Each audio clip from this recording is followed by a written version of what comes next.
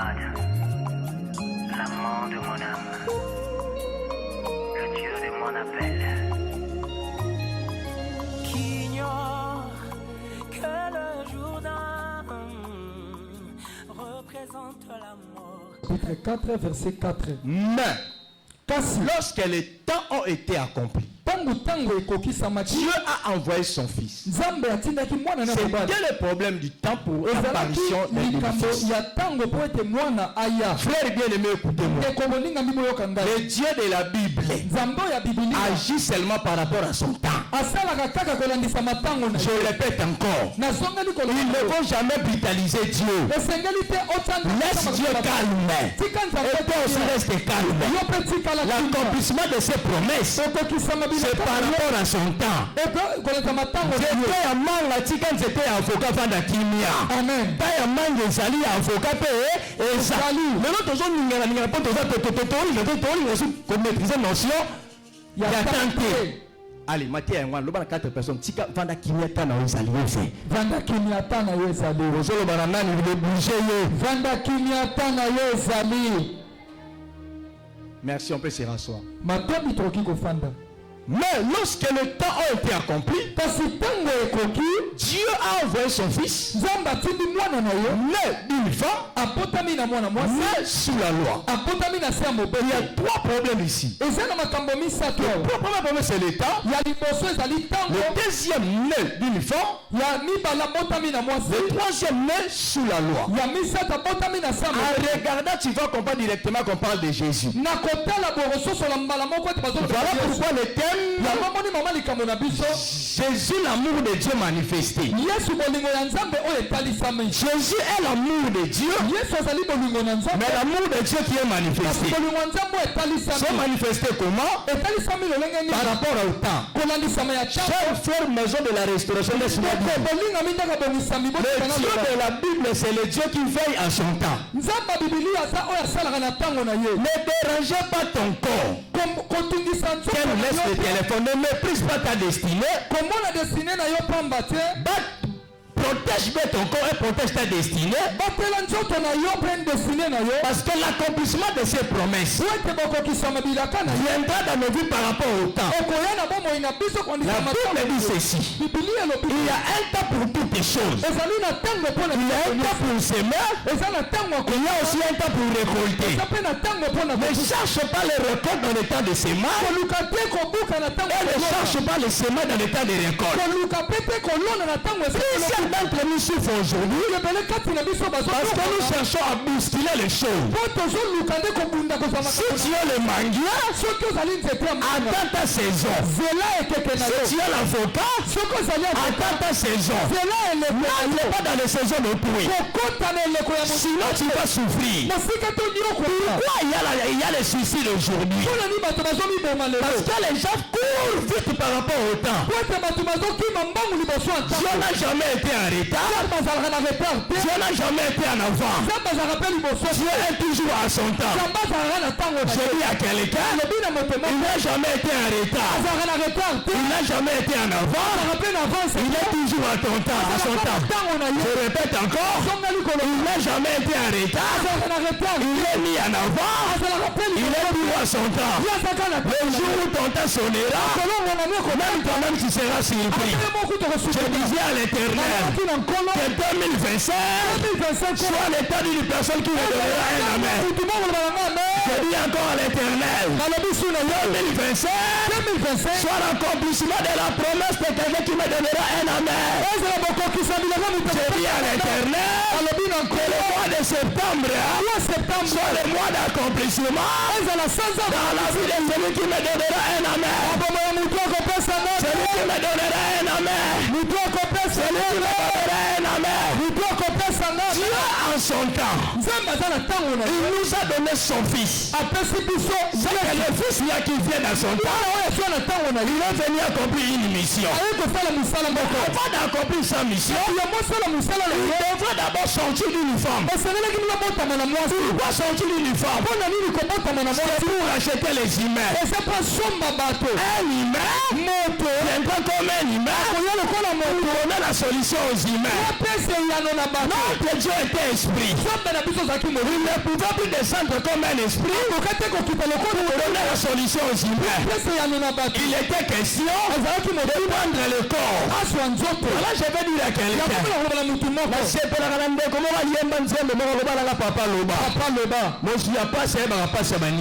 Amen.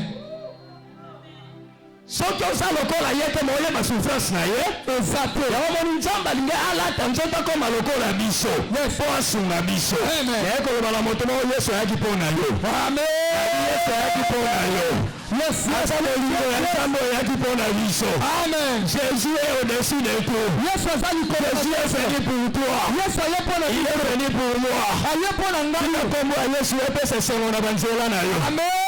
Pourquoi au nom de Jésus ne soit pas pressé qu'un? Le danger de la vie c'est quoi? Tout le monde veut se comparer à d'autres personnes. Même Dieu, il ne se compare qu'à personne. Lui-même Dieu ne se compare à personne. La vie n'est pas la comparaison. Mais la vie c'est la compétition. La vie n'est pas la comparaison. Mais la vie c'est la compétition. Cela veut dire quoi? Il y en a comme à Joseph. Mais dans son monde, il y en a ça la Joseph a ça la vie. Amen. Si tu as la compétition, tu as la comparaison. On y a bala qui il faut. Mais bala. Voilà. Yem c'est la grande go wanate. Wanate. Ah yem c'est wanate. Wanate ndeko. Je moi na moni nani na moni nani sera na tuni loyer prière na zane semo. Yem c'est wanate. Wanate. Papa, il peut voyager. Akokine ko sa mobembo. Toi seulement à Kinshasa. Yoka na Kinshasa. Mais tu fais déjà plus que celui qui est en voyage. Ça lui peut makambo bele ko le gars. Ce n'est pas la comparaison. Mais la vie c'est une. Kasi bon moi c'est une.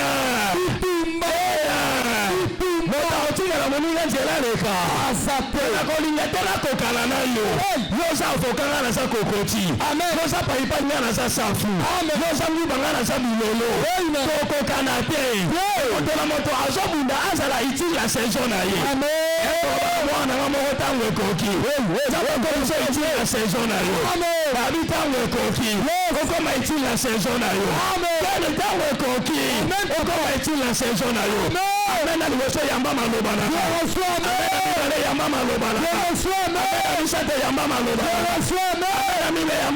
la vie ce n'est pas une comparaison la vie c'est une compétition parce que ezali bondongwani bitumba naokokanisa ndaku na ngana ndaku wana te mais nazobunda ndaku na ngana na standard na koleka ndaku wana amen. Batu nyonso ba se compara bakenda ya musika te.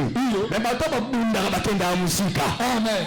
Obi so se comparer o bando sala fort comme lokola yi. Mais so sala bitumba o sala fort le kai. Amen. Yango berger ken. Papa, moni biloko saki na tongo. Iyo. O saki na tongo vana ken. Banzembo na bino.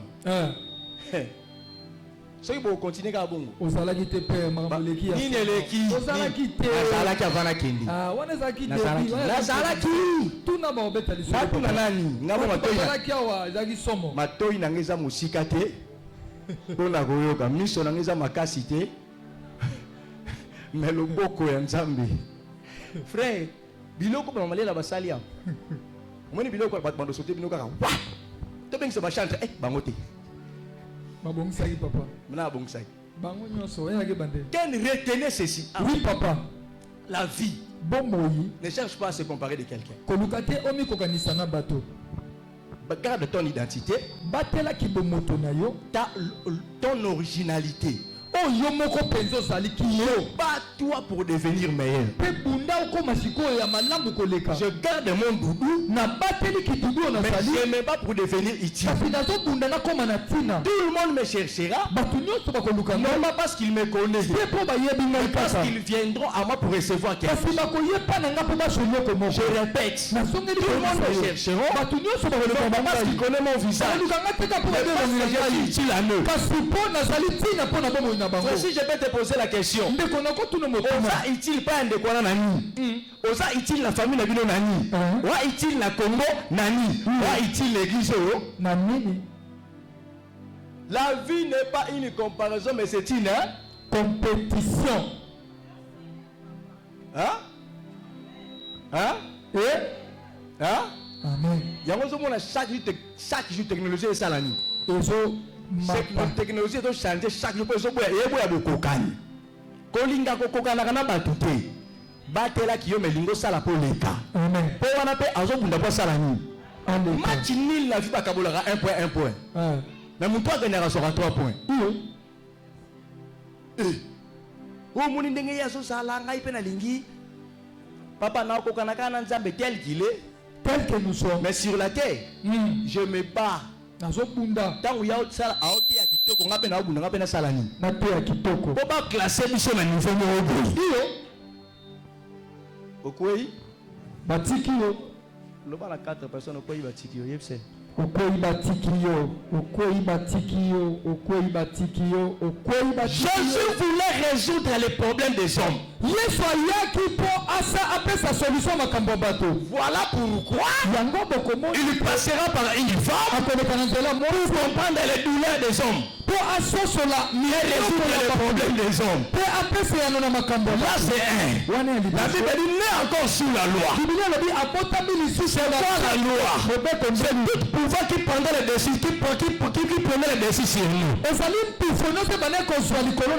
vas accepter d'être sous ces pouvoirs-là pour anéantir le pouvoir. Voilà pourquoi la Bible dit là, il a effacé dans l'excédent nous condamner. Je dis à quelqu'un et je déclare soyez là.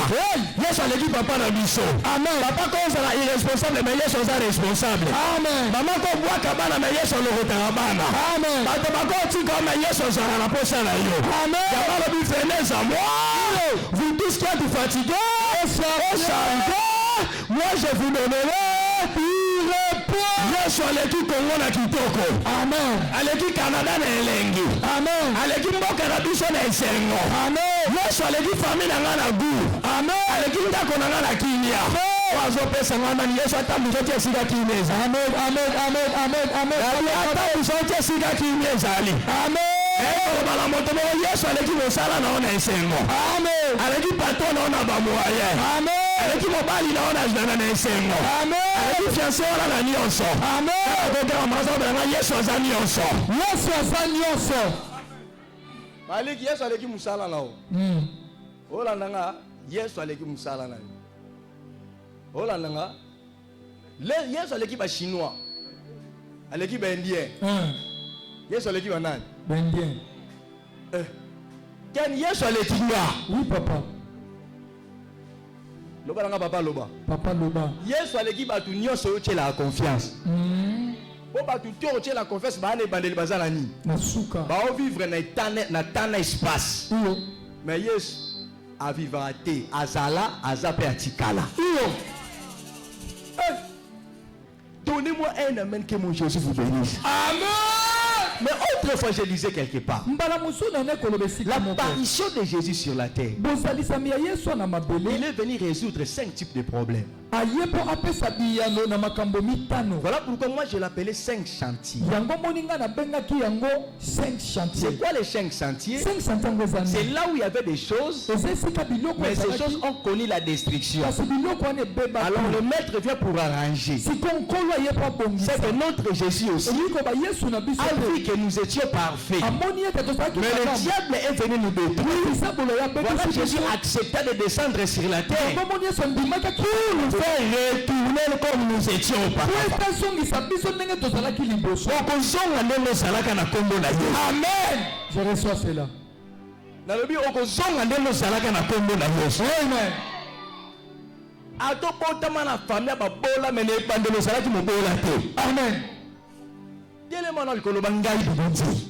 Ngai kensudo. Ona somona na mokilo. Ona somona na mokilo. E bandelo salaki bongo te. Ne bandelo salaki bongo. E bandelo salaki esewo. E bandelo salaki esewo. Kimia.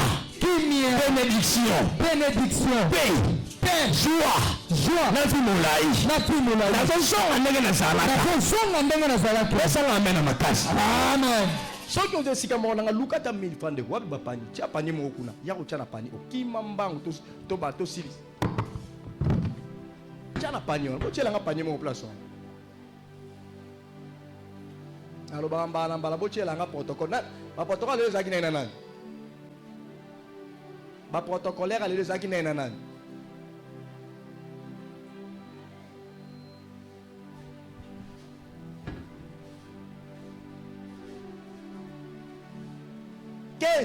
Papa, Jésus c'est lui le maître de nos adorations. Jésus c'est lui la fondation de toutes choses. Moi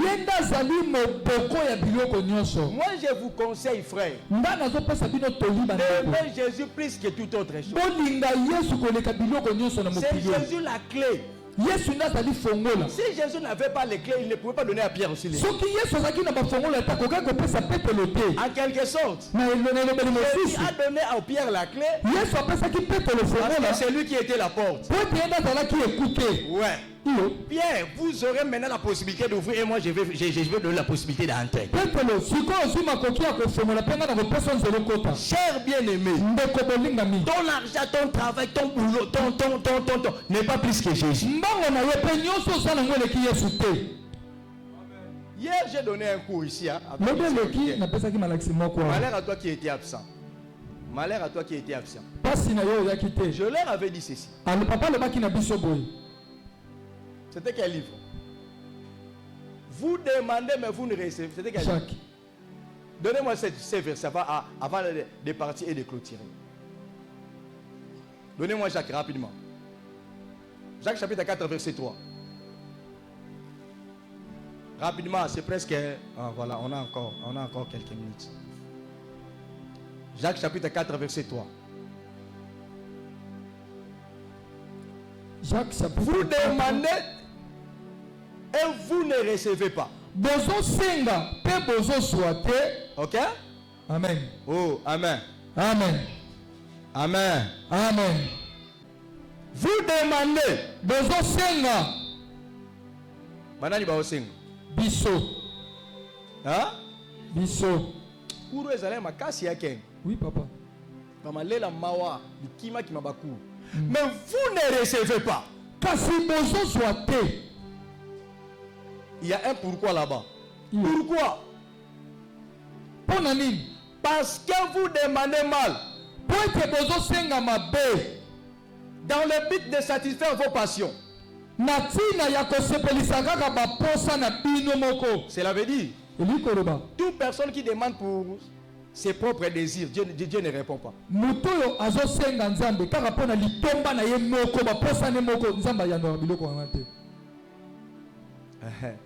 Maintenant, il faut poser la question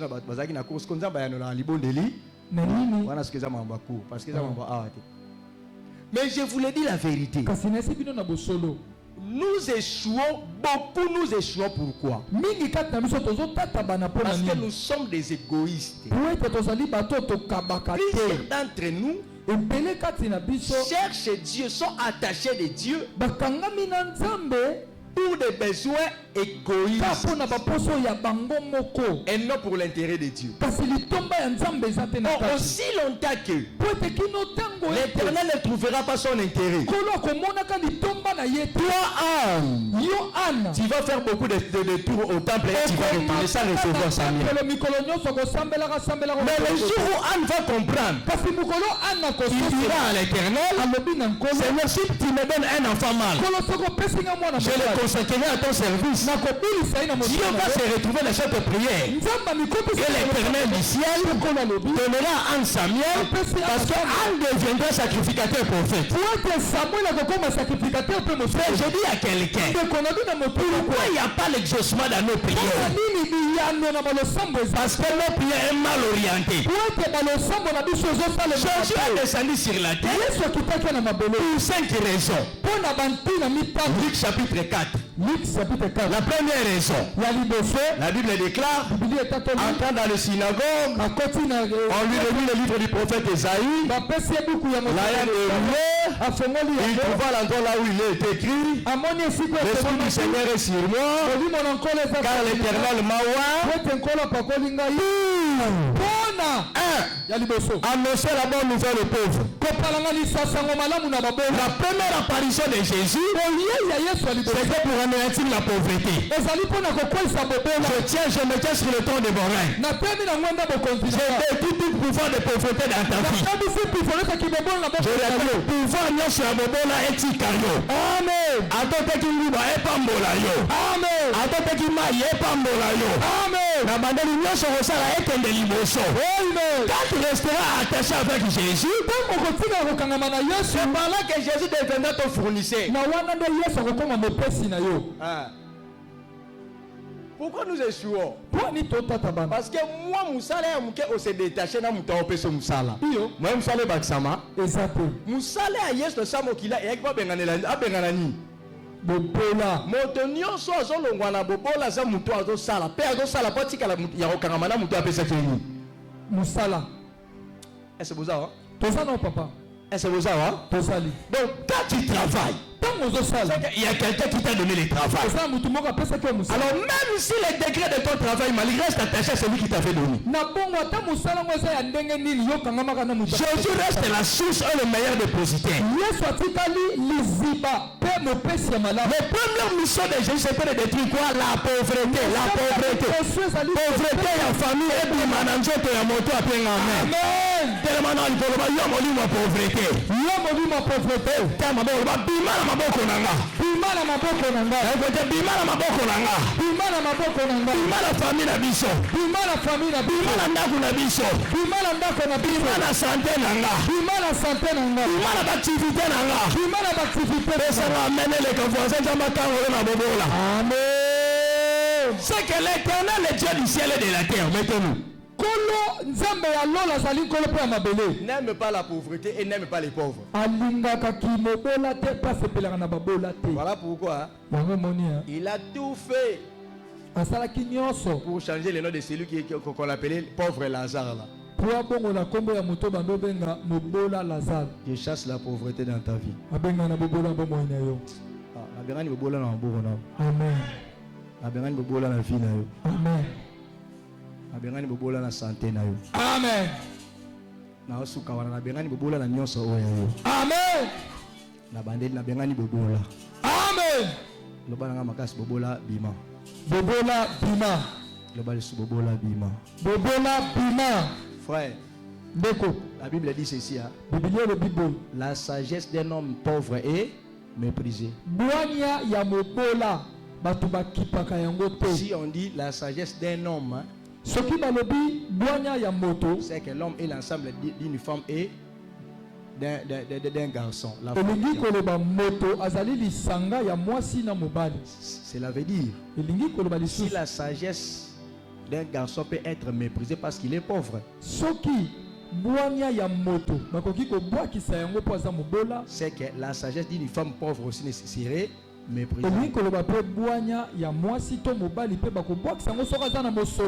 J'appelle quelqu'un en lui disant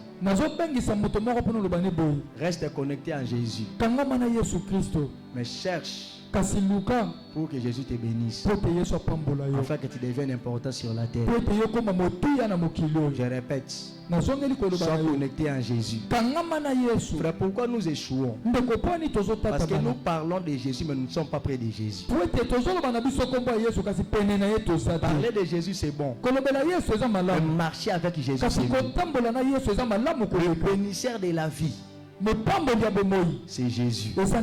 Frère, c'est ça la mission de Jésus. En son temps, il est d'une femme née sous la loi. C'est la loi qui nous rend pauvres. Mais Jésus-Christ de Nazareth, par sa pauvreté, il a accepté de nous enrichir. C'est que c'est Jésus qui aima la pauvreté, pour que nous ne soyons pas des pauvres. dans cette église, je ferme ma Bible en disant dans cette église, il n'y aura pas de pauvres. Ici, il n'y aura pas de pauvres. Papa n'a pas de la 100 francs au Sanango. Amen. Pas de la 1000 francs au Sanango. Amen. Pas de la 50 francs au Sanango. Amen. Pas de la 2000 francs au Sanango. Amen. Le grand problème de la vie, c'est ça que je viens de dire là-bas. La femme était veuve. Elle avait des enfants. C'était son mari qui était mort. Son mari l'a laissé avec des enfants. Pas seulement des enfants, avec les dettes encore. Donc le mari était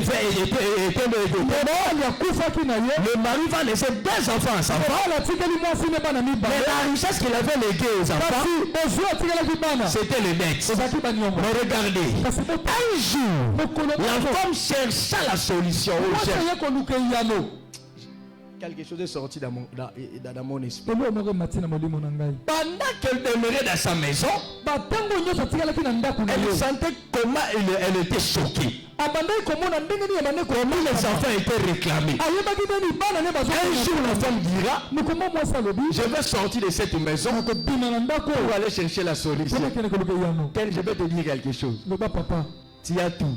Ce qui te manque, c'est la relation de l'extérieur. Ce qui te manque, c'est la relation de l'extérieur. Tu me poseras la question comment? Regardez, son mari aussi était mort. Elle était veuve. Mais par contre, elle avait une seule enfant. Azaleka na mwana moko. Na lo bala mutumo aw. Talangai. No bala nga papa loba. Papa loba. Azalaki pesu na farine, azalaki pesu na huile. Mais yeye ayebe ke soto lia mesani. Esili tokufi. Siko po abika akangama na ndaku te. Tango abimaki libanda ya ndaku akutana na Eli. Amen. Mais Eli siko aotambola na farine na huile ya ebele, mais azolo ke sikani na redeposer on peut ça la miracle. Amen. Mwana mwasi ana so miracle na kati ndaku te. Mazwangu wapi? Frère, so lingo bika collaborer pe na bato bazali banda na yo. Amen. Tika kozala égoïste, te égoïsme te. Tika kozala mapeka. Amen. Tika kozala nini? Peka e kangelo ba porte ba banda mo ba ko sunga yo. Exacto. Lolendo tina kati église. Un orgueil de haut niveau. Nous parlons lendo moko ya likolo penza. Solo na famille solo la na batute. Après ça batumbo tete. Asa lo lendo frère baruge ba kenda musika te. Na ebiso peto comme biseka seka. Mais yeba ko collaborer na bato. Pour muto ko présenter pas mutu mususu yo yebiete. Omoni mokili to ba réussir on a monde yani ya présentation. Même ata Yesu matiti na mokili po bandi mais faut nzamba salani a présenter celui-ci est mon fils bien-aimé à qui j'ai mis tout le monde a fait mais vous na vie ceux qui va connecter au ke musika oko za na nguya mais somme to connecter aux autres ke musika exact yebisa ngande kona vanda bien na batu yebisa vanda ka bien na batu yebisa vanda ka bien na batu. Alors la femme acceptait de sortir quitter la maison pour aller voir na bongo mwasa ndimaki abima pa ke ngomona mosakolelisa. Mais écoutez la question du prophète. Tu as besoin de quoi? De l'argent. Pour faire quoi? Pour payer les dettes. Où est ton mari? Il est mort. Donc, la femme manquait son mari. Elle manquait l'argent pour payer des dettes. Elle avait aussi des dettes. Mais écoutez la question. C'est que ce que zane lo te moye batali banda pe basunga yo. Ce que zane lo ndozo pesa batali banda makasi po sala nini? Ba frère, mon avis d'être aux abou. Tout le monde a quelque chose.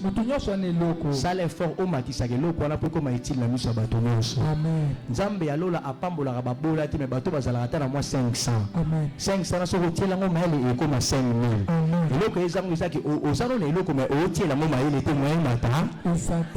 Nzamba pambola maté. Amen. On acclame pour la parole de Dieu. La parole qui bénit en douceur. Ken, papa. Omoni mokilio. Iyo papa. Wana système zala na mwelo ko petiela nguni. Mayele. Le loba te belé ba sa erreur pour ba tirer le loba ça na ngoma yele te. Amen. Le loba nyoso tirer ngoma yele te mo ebo te loba malamu. Exactement. Et que matin na ngade fali banda awa.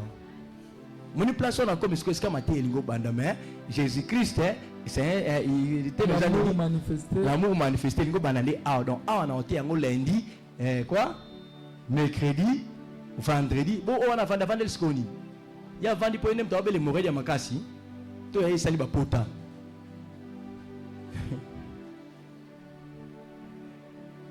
Frère, Mpeko.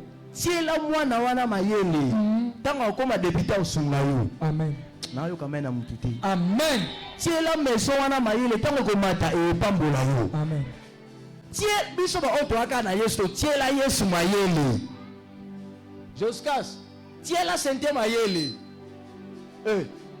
Botika kwemba ba orga. Mo ti la koyemba mayele. Yo pesa nga ba amen so na solo ba. Amen. Moto na moto tiele lo noni Mayele. Batu nyonso bakenda na gauche, tuna gauche ani. Bango oli aluka tiela mutu na mayele yo tiela ka mobali mayele. Banda bimaki. Na bengi akangi téléphone. Seke. Donc ye mayele na ye. Atia amuna busoba. Pe banda tongo. Téléphone à kokanga. Lobby la genda ko bimisa mwana mona kasho na district. To telemna ba camarade kota dokolo kota station dokolo wana la mona kilo mode démonstration moi c'est per senga na c'est per na garçon mibala vision baza na kota station na ezaki ba 19h. Moi si wana abi mobile ne appuyé téléphone à vérifier. C'est ce qu'on appelle vérifier. Après, et ça l'année. Opo, banda tongo na mwini bat ouemba appel mingi na vérifier kambal na epsie soko vérifier casse. Après ça l'ini. On a PC kambal pas du téléphone à PC, ba téléphone les angara ba code local ba biso. Tant on bandi vérifier amoni 17 appels. Ya maman ba mbali. Donc moi mbali abengi moi ane combien de fois?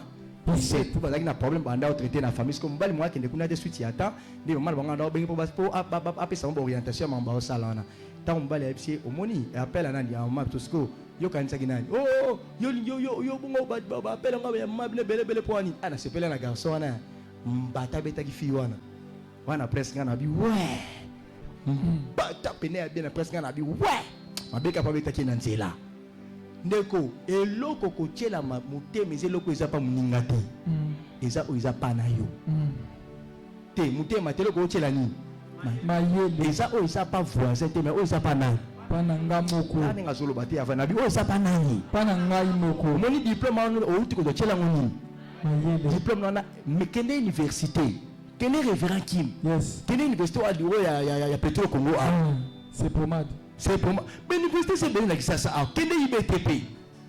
Tika ko sa te omoni la vie. Makam ngai so na tele me makamba ote yaka. Ko vivre pour na batute. Mi tiela mayele na makambo na yo. Amen.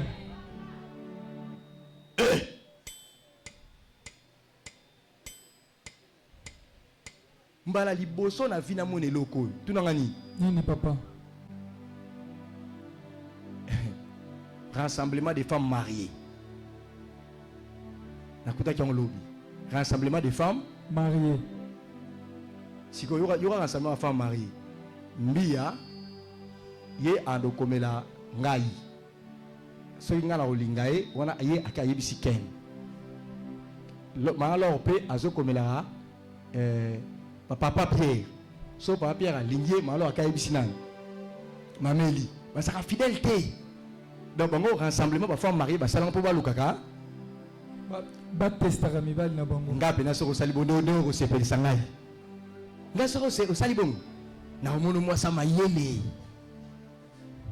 na mono mo sa mayele tu nga poani papa Bible dit c'est lui qui frappe on ouvrira hein ba fongolela ka moto azo beta mo yozo tante ozo bete ko kanga ozo be obeta na ce qu'on a kanga oh fongola faut pas oser hein komeka kute hein faut pas oser komeka te tika buseba awa eza centre bata mayele omona église eza lokola université nzambe akochange vie na yo. Amen. Fongola mato yoka makambo nazobisa yo. Amen. nga mokolo na oyoka eloko wana oyo bambia basangani na badebora basangani na banafi bazali lisanga ya basi ya mayele na lakeli bango mabe bango nyonso babala bango na mbongo moko basala feti sale moko bongo bokosangana buso bapwani mutu na mutu tia mayele na likabo na yo. Amen. Tia mayele na mbongo oyo oza nango. Tia mayele na eloko ozoteka nabuki nango ntongo kombola place na loba maloba waka mai sala baservice nzambe nde na tie mesa na nga alobi ekoma mesa mibale. Mpo ani basi baokende na buzoba mokili ezoboyeba basi bakomaka bazoba chaque jour kaka bango bato bazokomaka bana mibale kaka bango basi bazokoma kodie bazoba chaque jour.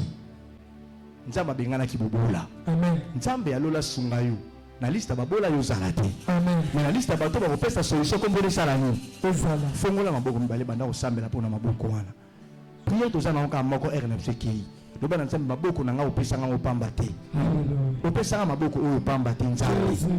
Nana yo sala maboko atomboli maboko na ye azolakisa maboko Nzambe. Azolakisa Nzambe maboko wana. Maboko na nga yango eza ba desete. O sala itili mpona eloko bato te mpona oyo ya ye mutu.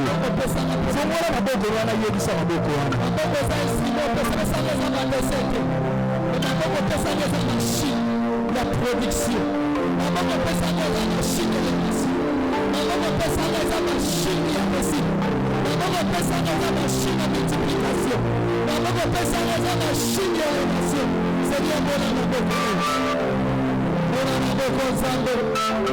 Maboko na Mungu Jésus.